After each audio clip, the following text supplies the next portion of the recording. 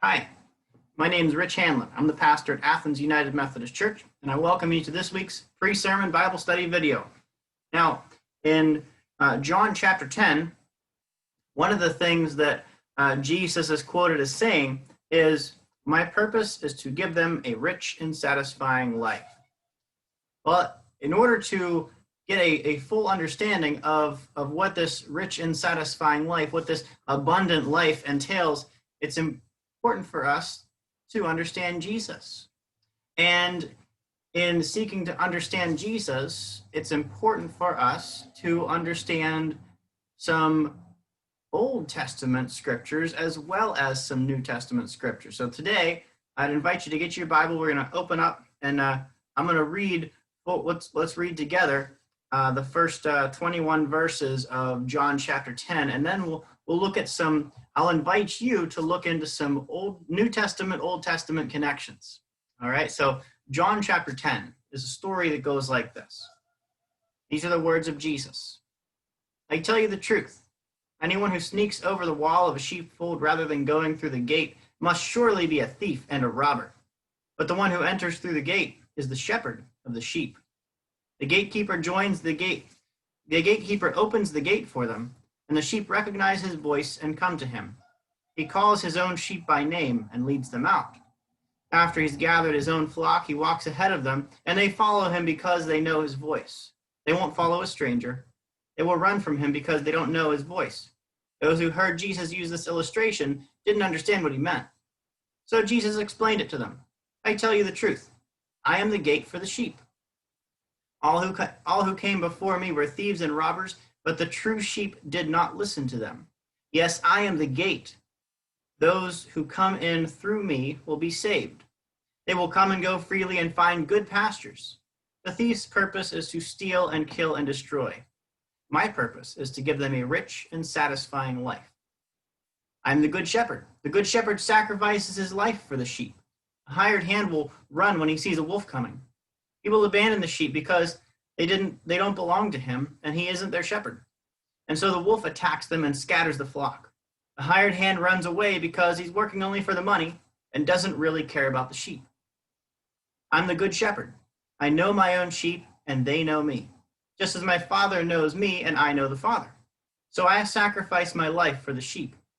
I have other sheep too that are not in this sheepfold. I must bring them in also. They will listen to my voice, and there will be one flock with one shepherd. The Father loves me because I sacrifice my life so I may take it back again. No one can take my life from me. I sacrifice it voluntarily, for I have the authority to lay it down when I want to, and also to take it up again. This is what my Father has commanded." When he said these things, the people were again divided in their opinions about him. Some said, "He's demon-possessed and out of his mind. Why listen to a man like that?" Others said, "This doesn't sound like a man possessed by a demon. Can a demon open the eyes of the blind?" This ends our reading. And again, this comes from John chapter 10, verses 1 to 21. Now, do you think that Jesus came up with that analogy of being a shepherd? Well, I would invite you to go ahead and in your own time today, maybe right now, turn your Bible to Ezekiel chapter 34. I would invite you to read for yourself Ezekiel chapter 34, verses 11 to 24, with this illustration that Jesus shares in John chapter 10. And look for the connections, the Old Testament, New Testament connections. And in order to more fully understand who Jesus is and what the abundant life that God has for us entails, I would invite you to take a look at two other New Testament, Old Testament connections today. Now, the first is one New Testament reading. It's connected with two Old Testament readings. It has to do with the law of Moses, the first 5 books of the Bible, which there's a couple verses in particular. So in the New Testament, go ahead and look at Mark chapter 12, verses 28 to 31. In connection with that, look to in the Old Testament, Deuteronomy chapter 6, verses 4 to 5, and Leviticus chapter 19, verse 18. That's here in addition to John chapter 10 and Ezekiel chapter 34.